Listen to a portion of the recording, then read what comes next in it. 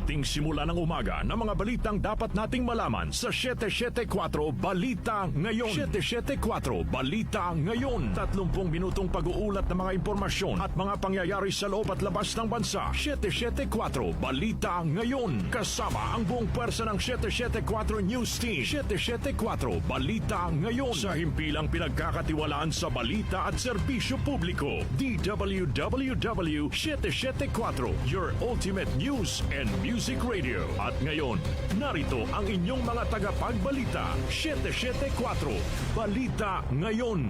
774 Balita Ngayon. Magandang umaga, Luzon, Visayas at Mindanao. Ngayon po ay araw ng Miyerkules, January 21, 2026. Narito na ang 774 Balita Ngayon. 774 Balita Ngayon. At sa ating pong mga headlines, Pangulong Ferdinand Marcos Jr. kumpiyansang hindi uusad ang impeachment complaint laban sa kanya.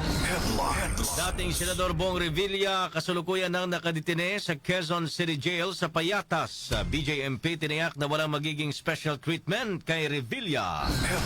Dating Senador Bong Revilla hindi lulusot sa kaso kahit kaalyado ni Pangulong Ferdinand Marcos Jr. ayon sa Malacanang.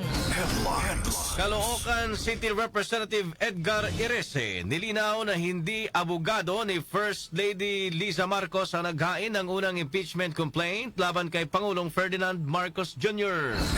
Minorya sa Senado dismayado sa investigasyon ng Senate Blue Ribbon Committee ukol sa anomalya sa flood control projects. Pangulong Ferdinand Marcos Jr. umaasang magsasabi naman ng totoo si dating DPWH Secretary Manuel Bonoan sa investigasyon sa Senado sa anomalya sa flood control projects. Sa ating pong Metro News, isa patay, 3 sugatan sa sunog sa isang bodega sa Navotas City. Sa ating Science and Technology News, nuclear signatures na-detect sa West Philippine Sea. Lifestyle News, Italian haute couture Emperor Valentino Garavani pumanaw na sa edad na 93. Sa ating music trivia, ngayong petsa po, nanguna sa US album charts ang soundtrack ng pelikulang Saturday Night Fever. Ano-ano ang mga kantang kasama rito? Alamin! Balitang kakaiba, isang kasal sa Netherlands napawalang bisa dahil sa AI na wedding vow. Ang ating pong oras, 6:40 ng umaga. Kami po ang inyong tagapagbalita, Darlene Olanyo. At ako naman si Albert Antibo. Narito naman ang detalye ng mga balita. 774 Balita Ngayon. Hindi nababahala si Pangulong Ferdinand Marcos Jr. sa inihaing impeachment complaint laban sa kanya sa Kamara. Ayon kay Palace Press Officer Claire Castro, personal niyang nakausap ang Pangulo hinggil sa usapin at malinaw ang tindig nito. Hit ng Pangulo, wala siyang ginawang anumang impeachable offense, kaya kumpiyansa siyang malalampasan ang reklamo. Dahil dito naniniwala ang Pangulo na hindi uusad ang impeachment complaint at mananatiling nakaayon sa batas ang magiging proseso sa Kamara. Tatanong ko na po siya personal. Sabi po niya, hindi naman po siya nababahala. Dahil alam po niya na wala siyang ginawa na impeachable offense na maaaring masabi na siya ay dapat managon. Alam po niya, muli, siya naman ay nagtatrabaho na naaayon sa konstitusyon at naaayon sa batas. Yan po ang pahayag ni Palace Press Officer Claire Castro. Samantala, impeachment complaint laban kay Pangulong Ferdinand Marcos Jr. isa lang drama series ayon kay Senador Amy Marcos. Narito naman po ang report ni Conde Batak. Tinawag ni Senator Amy Marcos na isang drama series ang inihaing impeachment complaint laban kay Pangulong Bongbong Marcos. Ayon kay Senator Amy, hindi pa niya nababasa ang naturang reklamong inihaing sa kanyang kapatid, subalit ngayon pa lamang anya ay natatawa na siya sa itsura ng complaint. Sinabi pa ng senadora na masyadong obvious na tila palabas o drama series lang ang impeachment complaint laban kay PBBM na tatagal ng 1 taon dahil kilala naman ng lahat kung sino ang naghain ng reklamo at kung ano ang background dito. Si Attorney Andre De Jesus ang naghain ng impeachment complaint laban kay Pangulong Marcos pero sinasabi ring abogado ito ni First Lady Liza Araneta Marcos. Isa na naman drama series na mukhang tatagal ng 1 taon. Kilala naman natin sino nag-file at anong background. Kaya yun nga, baka drama series lang to para sa isang taon. Wala, masyadong obvious na drama series. Marami tayong napanood na pelikulang ganun eh. Nang matanong naman si Senator Amy kung mapapatalsik bang kapatid sa grounds ng paggamit ng illegal na droga, sinabi ng senadora na bumenta na ito noon sa takilya. Tungkol naman sa inaasahang paghain ng ikalawang impeachment complaint laban kay Vice President Sara Duterte sa Pebrero, babala ni Senator Marcos na alam naman ng Kongreso ang nangyari noong nakaraang eleksyon. Conde Batak ng DWWW 774, your ultimate music radio. Maraming salamat, Conde Batak. 774 Balita Ngayon. Samantala, kasalukuyan ng nakadetine si dating Senador Bong Revilla sa bagong Quezon City Jail male dormitory sa Payatas. Matapos namang kuhanan ng mugshot, binigyan si Revilla ng dilaw na BJMP t-shirt na kaparehas ng damit ng iba pang persons deprived of liberty na kailangang isuot habang nasa loob ng pasilidad. Tiniyak naman ng BJMP na walang ibibigay na special treatment kay Revilla. Si Revilla ay mananatili sa isang 47 square meter facility na may 5 bunk beds, toilet at bathroom at kayang mag-accommodate ng 10 PDL. Pero ihalo si Revilla or bago ihalo si Revilla sa iba pang PDL, kailangan muna itong sumailalim sa medical quarantine na tatagal ng hanggang 10 araw. Bukod kay Revilla, mananatili rin sa QC Jail ang mga kapwa niya akusado sa malversation case na may kaugnayan sa Ghost Flood Control Project sa Pandi, Bulacan na sina dating DPWH Bulacan Engineers Bryce Hernandez, JP Mendoza, RJ Domasig at Finance Section Chief Juanito Mendoza. 774 Balita Ngayon. Tiniyak naman ng Malacanang na walang sasantuhin si Pangulong Ferdinand Marcos Jr. sa kampanya laban sa katiwalian kahit pa kaibigan o kaalyado sa politika tulad ni dating Senador Bong Revilla.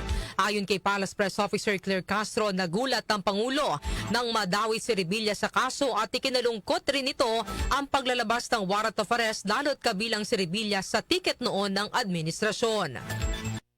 Sabi niya, malungkot siya. Dahil nakasama niya to sa alyansa. At kaibigan niya, si Senator Bong Revilla. Pero, ganun pa man, proseso pa rin naman na. So, yun na lang po. Kailangan po pagdaanan ito dahil may proseso. Still, sinabi po niya na malungkot po siya sa nangyari. Gayunman, sinabi ni Castro na malinaw ang paninindigan ng Pangulo na kapag may aligasyon ay dapat imbestigahan at walang makalulusot sa batas. Gayud pa ng palasyo, walang pinoprotektahan ng administrasyon, kaalyado man o hindi. Kung nabanggitan pa nga lang Senator Bong Revilla, doon pa lang po nag-react na po ang Pangulo. At syempre nagulat po siya dahil kaalyado niya po. Pero sabi nga niya po, makailang ulit sabihin niya, kahit nga po kaalyado, kung kailangan imbestigahan, dapat imbestigahan. Revilla ay tumakbo sa ilalim ng alyansa para sa bagong Pilipinas noong 2025 senatorial elections, ngunit nabigong manalo. Samantala, Malacanang nanindigang may due process ang investigasyon sa kaso ni dating Senador Bong Revilla. Chanel Salazar sa detalye. Nanindigan ang Malacanang na sinusunod ang due process sa investigasyon at pagpapanagot sa mga sangkot sa maanuwalyang flood control projects. Ito ang tugon ng palasyo sa pahayag ni dating Senador Bong Revilla na wala umanong due process sa kasong kinasasangkutan niya. Ayon kay Palace Press Officer at PCO Undersecretary Claire Castro, karaniwan na sa mga inaakusahan ang magsabing walang due process bilang bahagi ng kanilang depensa. Yan po ang talaga magiging opinyon at damdamin ng isang naaakusahan.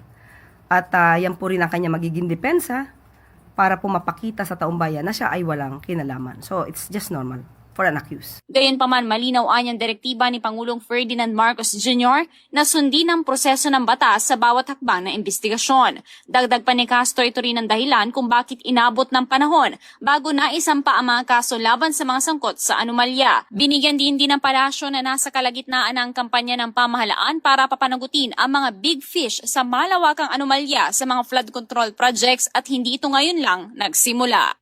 Ako si Chanel Salazar ng DWWW 774, your ultimate music radio. Maraming salamat, Chanel Salazar. 774 Balita Ngayon. Samantala po naman, nilinaw ni House Senior Deputy Minority Leader at Caloocan City Representative Edgar Erese na hindi niya sinabi na naging abogado ni First Lady Lisa Marcos si Attorney Andre De Jesus na siyang naghain ng unang impeachment case laban kay Pangulong Ferdinand Marcos Jr. Ayon kay Erese, ang kanyang binanggit ay ang paghahain ni De Jesus ng disbarment case noong November 2024 laban kay Attorney Glenn Chong na nagsabing sasampalin niya ang unang ginang. Inihag ni Erese na kaduda-duda na tila naging tagapagtanggol ni First Lady Lisa si De Jesus noon, ngunit ngayon ay bigla itong naghain ng isang basurang impeachment case laban sa Pangulo. Inaasahan ni Erese na mababasura ang inihahing impeachment complaint ni De Jesus laban kay Pangulong Marcos dahil hindi anya ito suportado ng mga ebidensya at nakabatay lang sa mga news articles.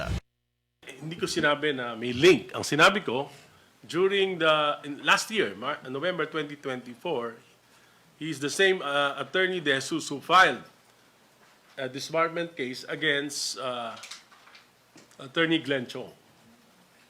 Kasi sinabi ni Attorney Glenn Chong, sasampalin niya si First Lady, di ba? O, yun na.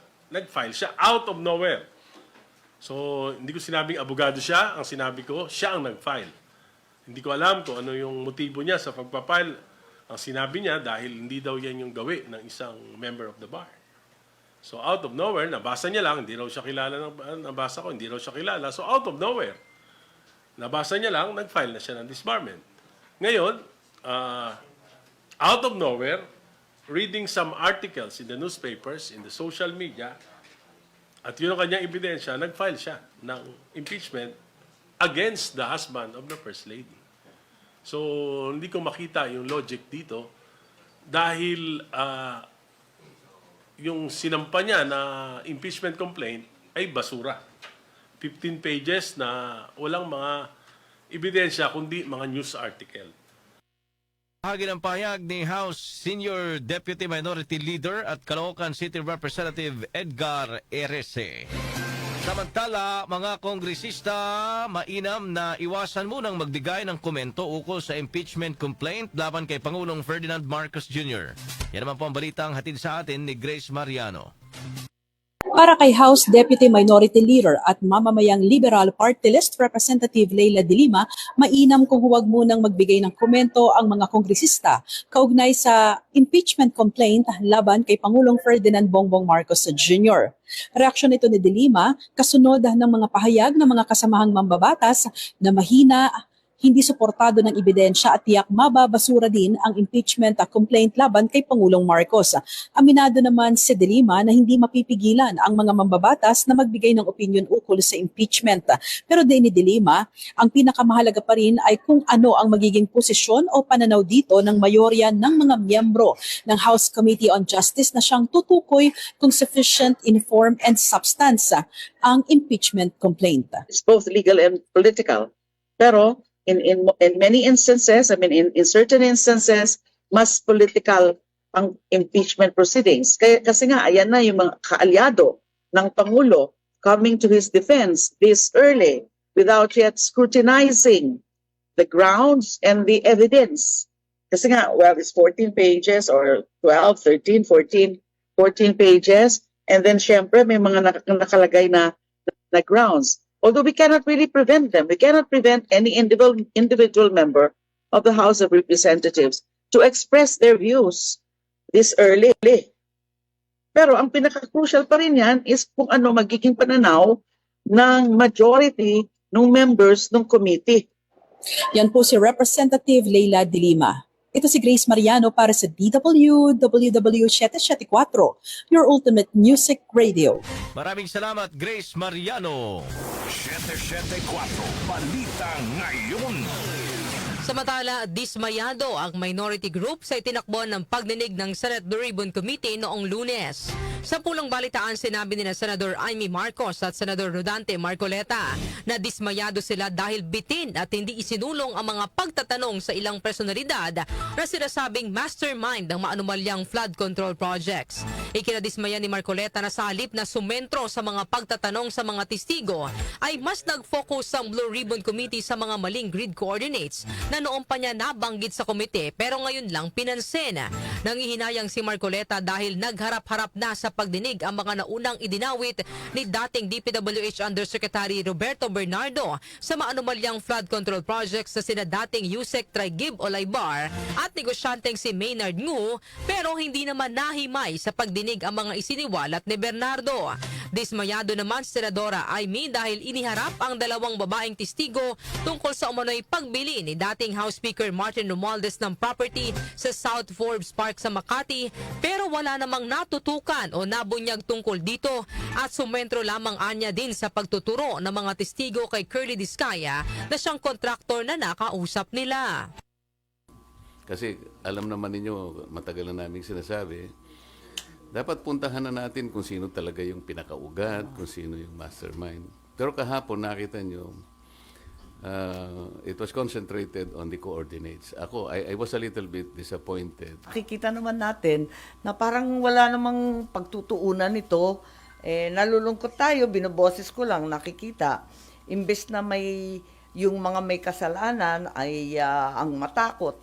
Ang mga nag-iingay pa ang sinisindak. Parang baliktad na Ang magkasunod na pahayag ni Senadora Rodante Marcoleta at Senadora Amy Marcos. PNP nakhandang magbigay ng technical at investigative support para sa muling beripikasyon ng mga maanumalyang flood control projects. Detalye po ay hatid ni Angel Garcia.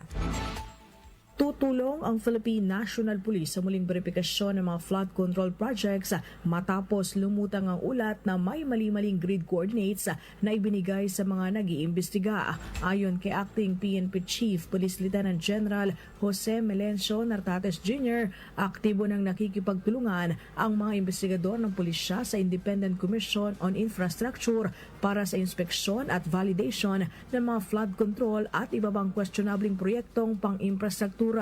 Sinabi pa ni Nartates na handa magbigay ang PNP ng technical at investigative support sa anumang ahensyang nangangailangan ng tulong sa proseso ng beripikasyon. Sa ngayon, mahigit 10,000 na flood control projects na sa buong bansa ang na-inspeksyon ng pinagsanib na puwersa ng pulisya at militar, subalit kailangan pang balikan ng ilan upang matiyak ang pagsunod sa itinatakdang pamantayan. Matatanda ang una ng sinabi ni Public Works and Highways Undersecretary Arthur Bisnar na kinakailangan magsimula muli ang ilang inspeksyon dahil sa mga hindi tugmang coordinates ng ilang mga proyekto. Angel Garcia ng DWWW 774, your ultimate music radio. Maraming salamat, Angel Garcia.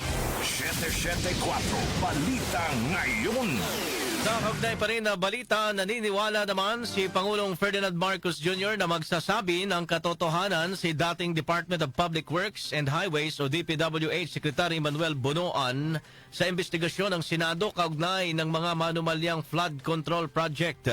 Ayon kay Palace Press Officer Claire Castro na sa ilalim ng panunumpa ni Bonoan habang humaharap sa Senado kaya't umaasa ang administrasyon na tapat at malinaw ang magiging pahayag ng dating opisyal. Pahayag ito ng palasyo matapos naman sabihin ni Senate President Pro Tempore Panfilo Lacson na nagbigay si Bonoan ng maling impormasyon sa Pangulo tungkol sa mga proyekto sa flood control. Bagamat wala pang personal na tugon si Pangulong Marcos kaugnay sa maling impormasyon, tiniyak ng palasyo na patuloy namang iniisa-isa at binibiripika ni DPWH Secretary Vince Dizon ang mga datos na mismong inuulat nito sa Pangulo. Pangalawang batch naman ng mga batang Manilenyo sasailalim sa liver transfer sa India. Narito naman ang balita ni Gina Mape. Gina. Ipadadala ng pamahalaang lungsod ng Maynila sa India ang pangalawang batch ng mga bata upang sumailalim sa liver transplant. Ayon kay Manila Mayor Francisco Esco Moreno Dumagoso, ang pagpapadala ng mga batang may issue sa atay sa India ay saklaw ng Medical Assistance Program ng lungsod. Sinabi ng alkalde, na nailabas na ang kabuuang 6,976,000 plus para sa medical at iba pang guguguli ng 4 na bata para sa liver transplant at sa isa pang nangangailangan ng burr hole aspiration at craniotomy procedures. Ang hakbang ng alkalde ay bahagi ng kanyang pangako na pondohan ang life-saving medical treatment sa mga residente ng Maynila na walang panggastos para sa specialized procedures gaya ng pediatric liver transplants na wala pa sa Pilipinas. Sinikayat ng alkalde ang mga magulang ng mga bata na manatiling matatag sa paghahanda nila sa medical operation ng kanilang mga anak. Noong December 2025, inutos ng alkalde ang paglalabas ng 7.4 million pesos mula sa Special Health Fund para sa liver transplant ng 5 batang Manileño na unang pinadala rin sa India. Pinaalala ng alkalde sa mga magulang ng mga bata ang pagpapasalamat sa Diyos at sa mga taxpayer ng lungsod ng Maynila. Ako si Gina Mape ng DWWW774, your ultimate music radio. Maraming salamat, Gina Mape. 774 Balita Ngayon. Ang ating pong oras, 3 minuto bago ang mag-alas 7 ng umaga. Kami pa rin po ang inyong tagapagbalita, Darlene Olanyo. At ako naman si Albert Antivo. 774 Balita Ngayon. Metro News. Metro News. Sa ating pong Metro News, isa ang nasawi habang 3 ang sugatan sa sunog na sumiklab sa isang bodega sa barangay San Rafael Village na Botas City. Ayon sa BFP-NCR, umabot sa ikalawang alarmang sunog na naapula matapos ang mahigit 2 oras. Sa inisyal na investigasyon, lumabas na sa storage ng bodega nagsimula ang sunog. Patuloy pang iniimbestigahan ang sanhi ng sunog at ang halaga ng pinsala. Foreign exchange rates. Foreign exchange rates. Narito naman ang update sa ating foreign exchange rates. Ang palitan po ng piso kontra dolyar ay nasa 59 pesos and 40 centavos. Nasa 69 pesos and 18 centavos naman ang palitan ng piso kontra euro, habang ang British pound ay nasa 79 pesos and 78 centavos. Ang palitan naman ng piso kontra Saudi Real ay nasa 15 pesos and 84 cents, habang ang Japanese yen ay nasa 38 centavos. Lotto results. Lotto results. Update naman po tayo sa resulta ng Lotto. Ihatid po sa atin ni John Bakiran. John. Narito na ang mga lumabas na winning combination sa Ultra Lotto 658 na binola kagabi January 20, 54, 52, 5, 22, 49 at 20. May papremyo naman ito na 264,032,272 pesos. Habang ang bola naman sa Super Lotto 649 ay ang 5, 15, 23, 2, 3 at 4. May papremyo naman ito na 15,840,000 pesos. Habang ang bola naman sa Lotto 642 ay ang 5, 2, 3, 14, 12 at 6, kung saan ang papremyo ay aabot sa 13,872,684 pesos. Wala namang nakapag-uwi ng nasabing mga papremyo. Ako po si Jonah Bakira na nagsasabing huwag lang umasa sa bola, tumaya sa buhay para maka-jackpot ka ng tagumpay. Maraming salamat, John Bakiran. Science and Technology. Science and Technology. Sa atin naman Science and Technology News, nuclear signatures na-detect sa West Philippine Sea. Alamin natin ang detalye sa balitang yan mula kay Rose May Miranda, RM.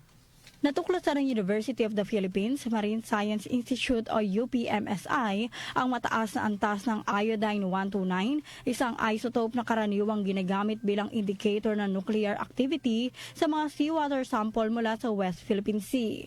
Ayon sa UPMSI, ang mga concentration na natagpuan sa WPS ay mas mataas kumpara sa ibang bahagi ng bansa sa kabila ng walang aktibong nuclear power plant o nuclear weapons program ang Pilipinas. Ang findings sa pag-aaral na isinagawa ng mga eksperto mula sa Department of Science and Technology, Philippine Nuclear Research Institute, Geological Oceanography Laboratory ng UPMSI at ng University of Tokyo ay batay sa pagsusuri ng 190 na sample ng tubig dagat na nakolekta mula sa WPS, Philippine Rice, Sulusi at iba pang lugar sa buong kapuluan. Natuklasan ng mga researcher na aabot sa 1.5 hanggang 1.7 beses na mas mataas ang iodine 129 level kaysa sa mga naitala sa ibang mga sampling site.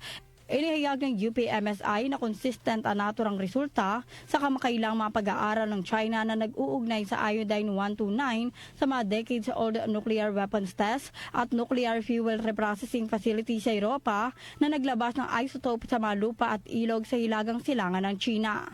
Nakasaad din sa pag-aaral na maaaring nakarating ang iodine 129 sa tubig ng Pilipinas sa pamamagitan ng mga circulation system, partikular na ang Yellow Sea Coastal Current at Chinese Coastal Current, bagamat kailangan ng karagdagang oceanographic modeling upang kumpirmahin ang mga transport pathway. Sa kabila ng pagiging radioactive ng iodine 129, ipinaliwanag ng mga mananaliksik na hindi nagdudulot ng banta sa kalusugan ng tao o sa kapaligiran ang kasalukuyang mga antas nito sa West Philippine Sea. Binigyan din nila ang pangangailangan na palakasin ang monitoring at regulasyon ng mga radioactive material lalo na ang mga tumatawid sa mga hangganan ng bansa. Manatiling may kaalaman sa agama teknolohiya sa gitna ng pagiging moderno ng ating mundo. Ako si Rosemary Miranda ng DWWW Shate 4 Ultimate Music Radio. Maraming salamat, Rosemary Miranda. Lifestyle News. Lifestyle News. Sa atin namang lifestyle news, Italian haute couture Emperor Valentino Garavani pumanaw na sa edad na 93. Detalye naman po ihatid sa atin ni Mika Fajardo. Mika. Pumanaw ng Italian fashion designer at ang founder ng Maison Valentino na si Valentino Garavani sa edad na 73. Ayon sa isang social media post ng Valentino Garavani and Giancarlo Giametti Foundation, pumanaw si Valentino nitong Lunes oras sa Italy nang napapaligiran ng kanyang mga mahal sa buhay. Inilabas din ng foundation ang mga detalye ng kanyang burol na magaganap sa Piazza Mignanelli sa Rome, Italy, habang ang libing ay nakatakda sa Biyernes sa Basilica of St. Mary of the Angels and Martyrs. Ipinanak sa Lombardy noong May 1932 na kilala si Valentino sa kanyang mga koleksyon na nagpapakita ng luxury, wealth at opulence. Siya ang isa sa mga nagtatag ng Valentino Fashion House noong 1960 at nakasama sina Giorgio Armani at Karl Lagerfeld bilang greatest of all time ng fashion industry. Ang paggamit niya ng kanyang natatanging kulay na Valentino Red na inspirasyon mula sa isang paglalakbay sa Spain ay nakatulong upang makilala sa buong mundo ang fashion house. Ako po si Mika Fajardo ng DWWW Shate 4 Ultimate Music Radio. Maraming salamat, Mika Fajardo. Music Trivia. Music Trivia. Sa atin naman po, Music Trivia ngayong petsa, nanguna sa album or US album charts ang soundtrack ng pelikulang Saturday Night Fever. Ano ang mga kantang ito? Alamin natin sa Music Trivia ni Kenny Acosta.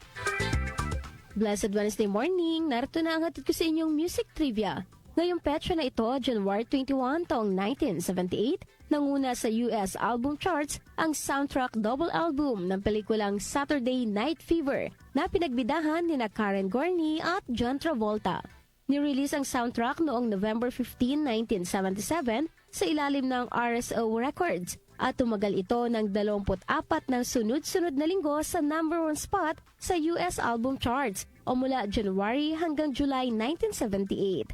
Sa kabuuan, 120 linggo rin bilang isa sa mga nasa top ng Billboard's album charts o hanggang March 1980 ang naturang album. Sa UK album charts, tumagal ng 18 linggo sa number 1 spot ang Saturday Night Fever soundtrack. Ang tatlo sa mga singles mula sa album na How Deep Is Your Love, Stayin' Alive at Night Fever mula sa Bee Gees, gayon din ang If I Can't Have You ni Yvonne Elliman ay kapwa nag-number 1 din sa singles chart sa US.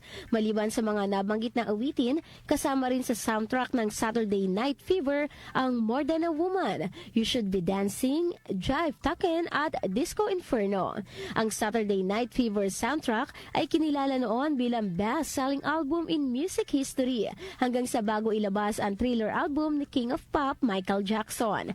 Hanggang sa ngayon, isa ang Saturday Night Fever soundtrack double album bilang nangungunang best-selling soundtrack albums worldwide na bumenta ng mahigit 40 million copies, kung saan sa US na-certified ito ng 16 times platinum.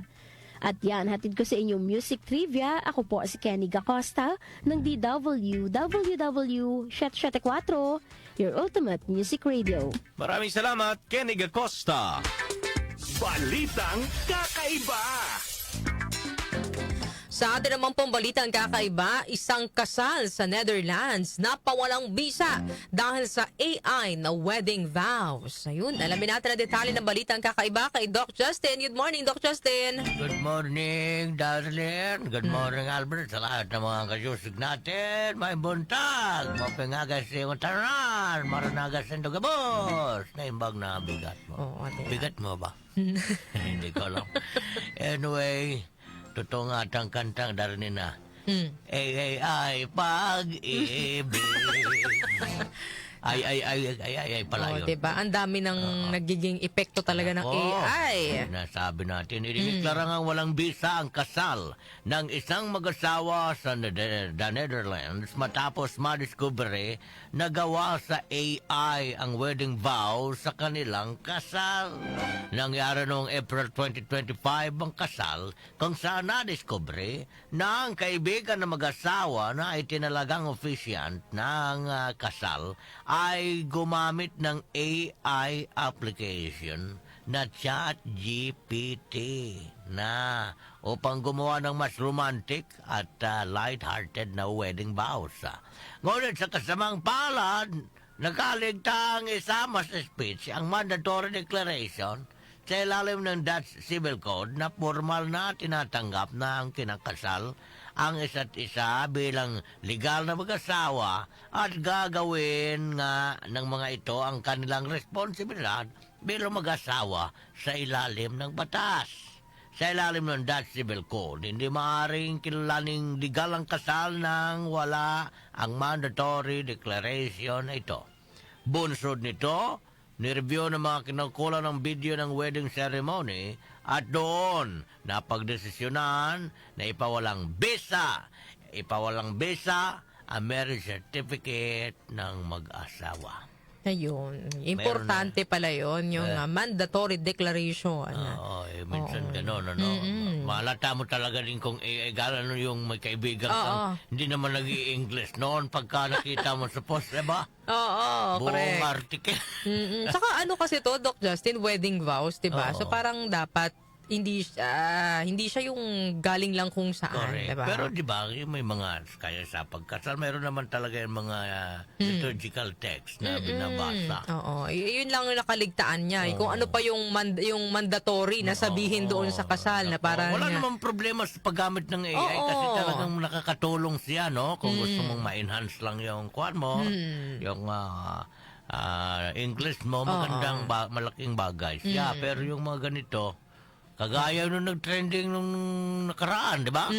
Na nagbasa ng prayer tapos hindi tinanggal yung hindi na edit. Feel free to ano yun? Feel free to ano ba to? Personalize. Mariosep. Ingat-ingat. Lalo ito mga kabataan ngayon naggumagamit sa research AI ng ano. Alam naman ng mga profesor yan. Pero wag naman kayo garapalan na pati yung mga, yun nga, sa sobrang kinapi nyo na lahat, pati yung prompt na copy na. Oo, di ba? Minsan pwede nating maging gabay, pero dapat ayusin mo, di ba? Hindi yung talagang doon ka na sa AI umasa. Oo, para naman at least may matutunan pa rin. Kagaya nung nangyari nung, di ba, Darlene? Nag-AI, nagtanong yung maestra tungkol sa charter change. Tapos yung research ng bata, mayroong cha-cha yung steps daw ng sayaw. Di ba? Kasi minsan nag-aalosin itong ito. Correct. Minsan basahin talaga ninyong mabuti. Oo, minsan hindi din akma doon sa tinatanong mo yung sagot ng AI. Alam mo dapat bakit babasahin mo. yung ganyan? Cramming na. Oo, last minute gumawa, submit na. Akala niya, hindi nagbabasa ng maestra. Correct.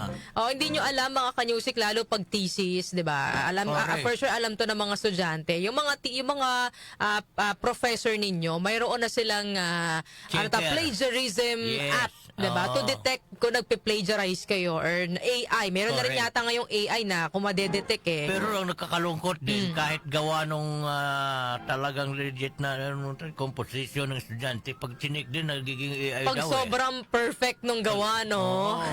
dapat medyo rin, Oo, tingnan din sa bagay. Bahala Kasi na baka yung natagkang AI generated yung Oo. gawa mo, hindi naman pala. minsan sa social media nakita mo 'yun, Doc Justin. Kapag marami kang ginagamit, ano matawag doon yung mahabang? Hyphen. Oo, yung Alam mo na yan. hyphen. Oo, paano naman daw yung iba umaalma? Paano naman daw yung dati pang gumagamit talaga ng ganon kapag Pero nagsusulat? hindi siya common sa mga kung hindi Pinoy naman ang- daw, hindi naman talaga gumamit ng ChatGPT. nagsusulat. Ngayon Yan lang. ha. Walang problema dyan. Ba't gamitin sa Tama. Okay. Alright. Maraming salamat, Doc Justin. Salamat ko sa Justin. Just out na ko. Thank you.